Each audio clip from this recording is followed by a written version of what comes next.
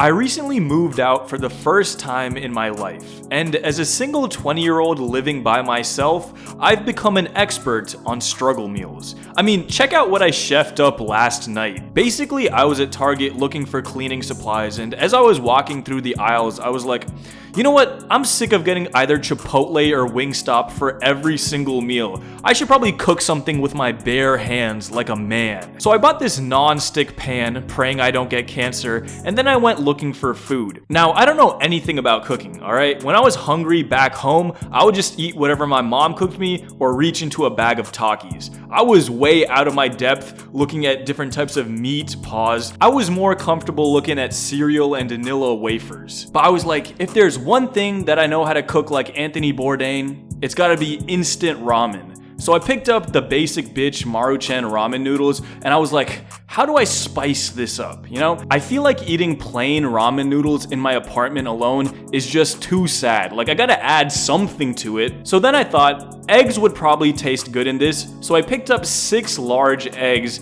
and I was like, this is not diabetic enough.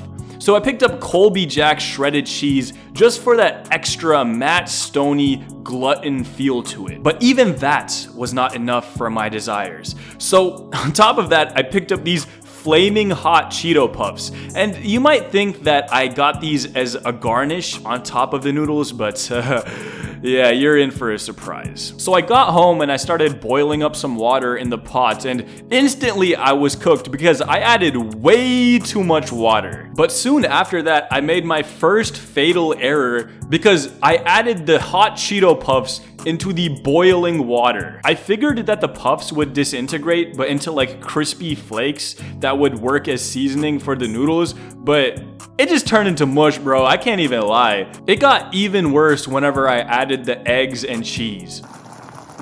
This looks extremely concerning. That's like some R.L. Stein Goosebumps level monster I was chefing up. That thing might be breathing, bro, I can't lie. So yeah, this is how it turned out, looking straight up like brains, and check out my taste test. All right, quick taste test. Let's see how this goes.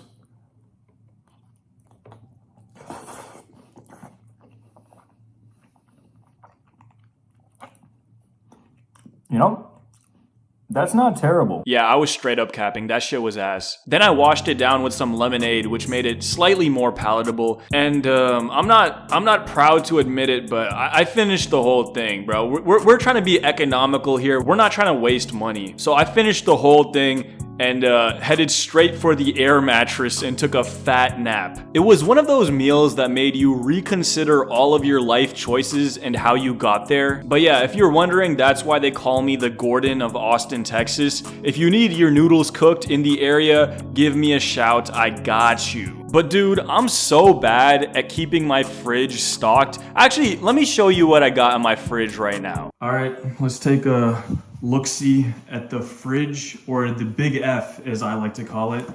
Up here we got a DiGiorno's frozen pizza and Ben & Jerry's ice cream. But I mean, at least there's food in the freezer, because down here we got a gallon jug of water. And literally, that's it. You know, I'm really prepared.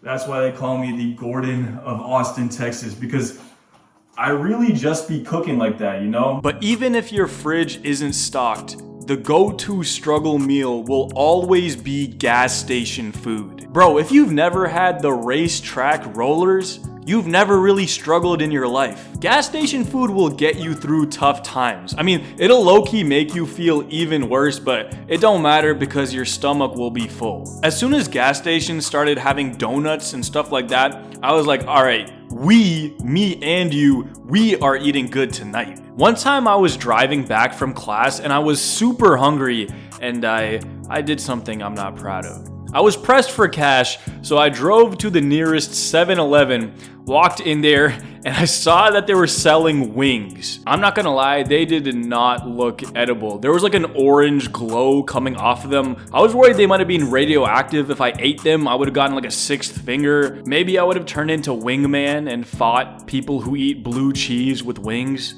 I was like, I'm starving, might as well roll the dice. So I picked it up, took it to the cashier, and even the African dude behind the counter was like, bro, are you sure about this? I said, sometimes in life, you just gotta take a gamble. I mean, just ask Michael Jordan. So I paid for the wings, took them out to my car, did a prayer because I wasn't sure if I was gonna make it out alive.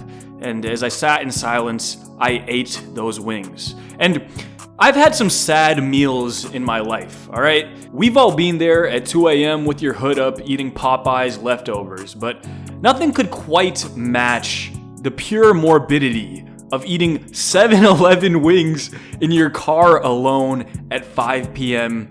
in a gas station parking lot. That was a depth of despair that I pray you never have to reach. But I feel like gas station food are only struggle meals in America because I keep seeing these YouTube shorts of this dude with weird eyes eating gas station food in Asia, and it looks phenomenal. I mean, why can't gas station food be this gas in the big D? I'm talking about Dallas, Texas, all right? How about we give Japan Josh Allen in exchange for their 7-Elevens? I feel like that could be a solid trade. Let me know what you think. But bro, I've been eating so much Chipotle as of late, and Chipotle isn't a struggle meal, but I just feel like I have to say this.